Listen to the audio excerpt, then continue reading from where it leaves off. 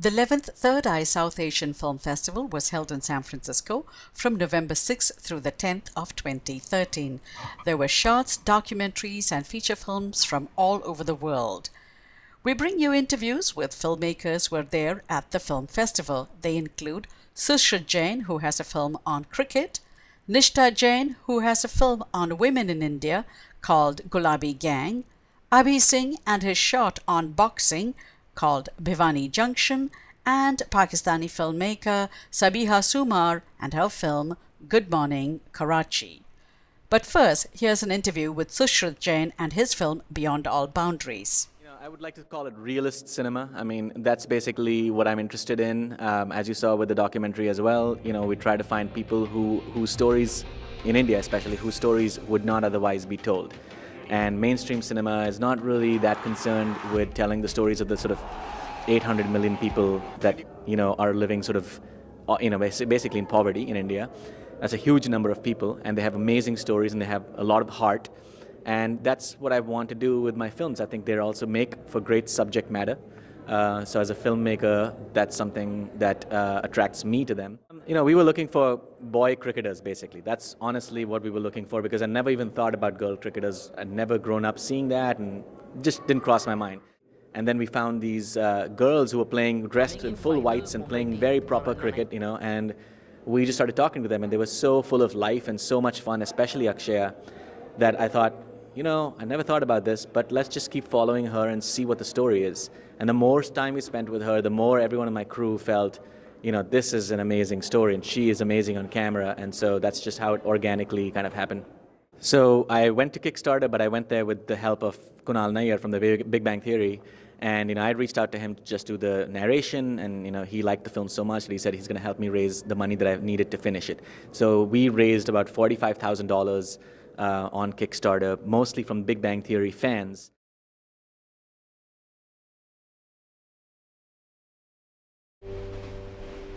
हम दलितों की इसलिए लड़ाई लड़ रहे हैं कि मैं भी तो एक दलित हूँ। दलित जात से थोड़ी कोई होता है। दलित तो एक गरीबी से, जो महिलाएं सताई जाती हैं, जो गरीब सताए जाते हैं, वही एक दलित। हमारा देश पुरुष प्रधान था। लड़के का कोई बहिष्कार नहीं करता, लड़कियों को करता है। लड़की पैदा हो गई तो लोगों को दुख, बहू आ गई काम नहीं किया तो दुख, और नारी की ही दुश्मन है। सबसे ज़्यादा नारियों के लिए ही ये संगठन बनाया गया है कि पहले नारी जागृत हों, इसलिए ज़रूरत थी कि गुलाबी गैंग बनना चाहिए, महिलाओं का एकता होना चाहिए, और हर गांव में संगठन होना चाहिए, गांव नहीं बचना चाहिए।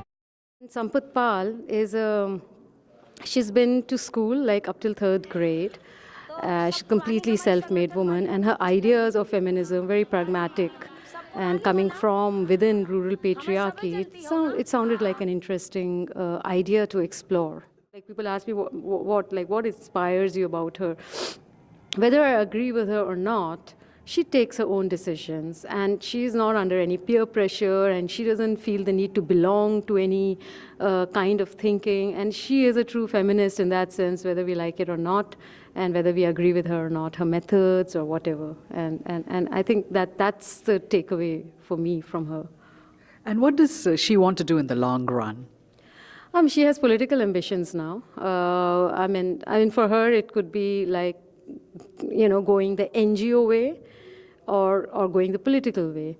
And I think for her, it seems more logical or sensible, given her capabilities. She's a person who attracts the masses. She has that appeal.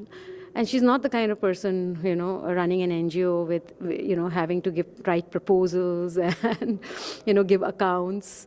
So the political way seems to be the way for her, I think.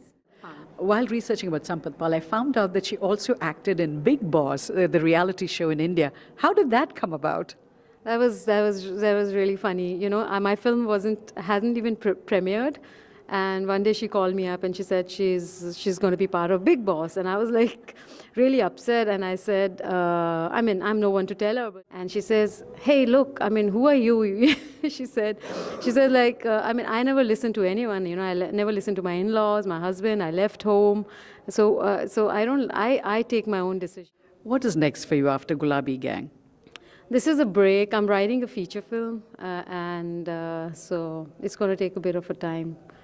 It also has a very, very strong female protagonist. The feature film that I'm writing, it's going to be shot it's based in Chhattisgarh. Let's say I'm still writing it, so it's far from shooting.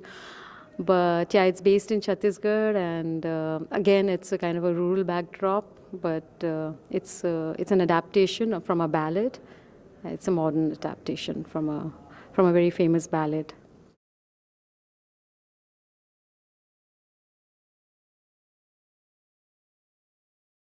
A lot of the impressions I thought people had of India was this very sort of like rose-tinted glasses, like it's yoga and vegetarianism and non-violence. And it was so different from the experience that I had growing up in India, which is all of those things are true, but it's also like, a fairly, like it's a place where, a lot of people are into boxing. The Indian military has a lot of status. It's got these other things as well that people don't associate with India. And so I wanted to try to, in my own small way, I guess, try to reshape the narrative a little to be more expansive. And then, of course, for the Indian audience, I think, one of the questions in the Q&A, or at least my response was, every 4 years, we're like, oh, no medal, for India. China has so many medals. The US has so many medals. And the reality of it is, though, people from my class, or just people who are, middle class, upper middle class, we don't really have any skin in this game of the Olympic medals, except when it comes around, we have very high expectations. But generally, at the club, what Coach Jagdish was saying, rich kids don't come there. Nobody would send their kid to that boxing gym unless they were of the socioeconomic status that Himanshu's family is in. So how was your weekend? All I can remember is that I ate quite a bit, just a little too much perhaps. This is Good Morning Karachi. It's a brand new week, or as I say, a new beginning. काम करना है, पागल कर दिया मुझे। मैं कैसे इस लड़की को अकेले बाहर निकलने दूँ? I cannot stay in that apartment for a minute. Please take me with you.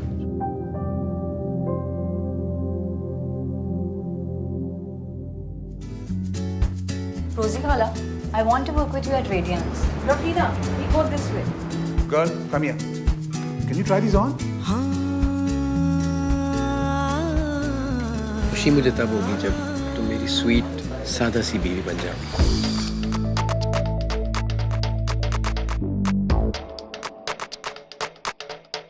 She was auditioning for you the whole time. Do you have dinner plans? Rafina! So, from Khamosh Pani to Good Morning Karachi, diametrically opposite stories on women. How did you go from Khamosh Pani to a story about a young girl who wants to become a model in Karachi? Well, I think Good Morning Karachi is very relevant to our times, as Khamosh Pani was when I made that film.